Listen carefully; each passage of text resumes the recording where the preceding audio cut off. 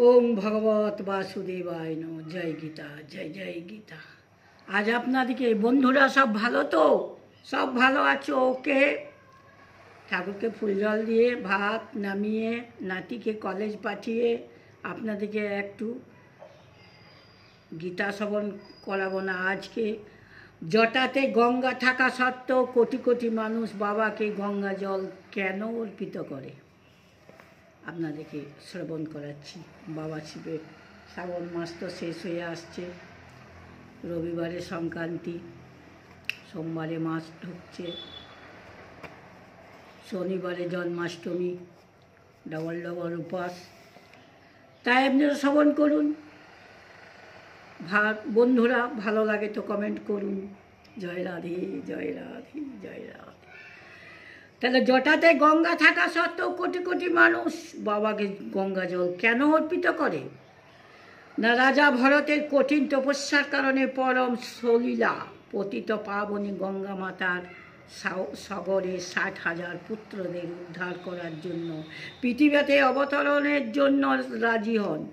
ভগবান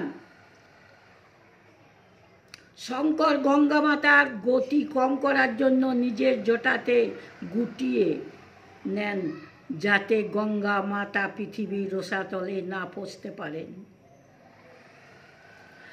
এরপরে গঙ্গা মাতার চঞ্চলতা কম করে ভগবান শঙ্কর তাকে পৃথিবীর কল্যাণ এবং উদ্ধারের জন্য পৃথিবীতে নামান। ভগবান শিবের জটাতে গঙ্গা মাতা স্বাধীনতা কম উপভোগ করার ব্রহ্মাকে নিবেদন করেন, আপনি আমাকে এই কষ্ট হতে উদ্ধার করুন। ভগবান ব্রহ্মা বললেন, হে গঙ্গা, তুমি তো অতি সৌভাগ্যশালী, কারণ ভগবান শিব তোমাকে নিজের মস্তকে ধারণ করেছেন। জয় রাধে, জয় রাধে। গঙ্গা মাতা বললেন, হে ঈশ্বর, আপনি ঠিক বলেছেন, কিন্তু স্বর্গ লোকের নিবাসী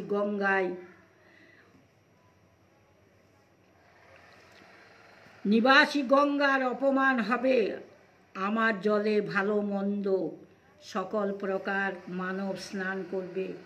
মন্দ লোকেদের স্নান করায় আমার জল অপবিত্র হয়ে যাবে, এতে আমার ঘোর অপমান হবে।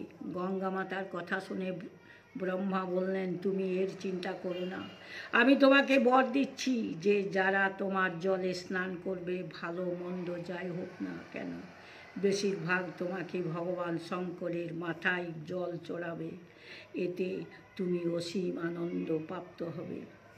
ভগবান ব্রহ্মার এই বরের জন্য শিব ভক্তেরা বৈদ্যনাথ জ্যোতির্লিঙ্গের উপরে গঙ্গা জল অর্পিত করেন। তাহলে ব্রহ্মার বরের জন্য গঙ্গা জল শিবের মাথায় অর্পিত করে। প্রথমত গঙ্গাতে স্নান করলে মানুষের পাপ ক্ষয় হয়। দ্বিতীয়ত যাদের সারা জন্মের পাপ নষ্ট হয়। কোটি কোটি ব্যক্তিদের দ্বারা বৈদ্যনাথের উপরে গঙ্গা জল অর্পিত করা বাস্তবে ভগবান বৈদ্যনাথের এক অদ্ভুত লীলার পরিচয় দেয়। জয় রাধে।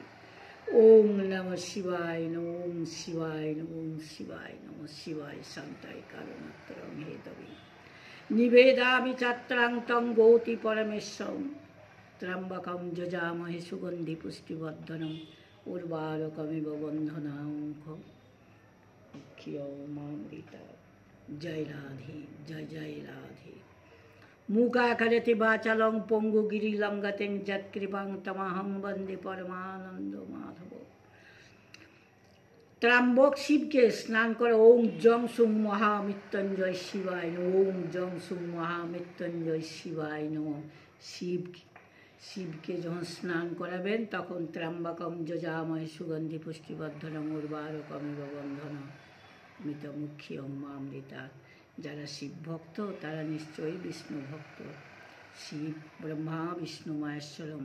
তাই একসঙ্গেই বলবেন ওম কেশবায় নমঃ। কেশবকে ডাকলে জয় কেশব বললেই তিন ব্রহ্মা বিষ্ণুকে পাওয়া যায়।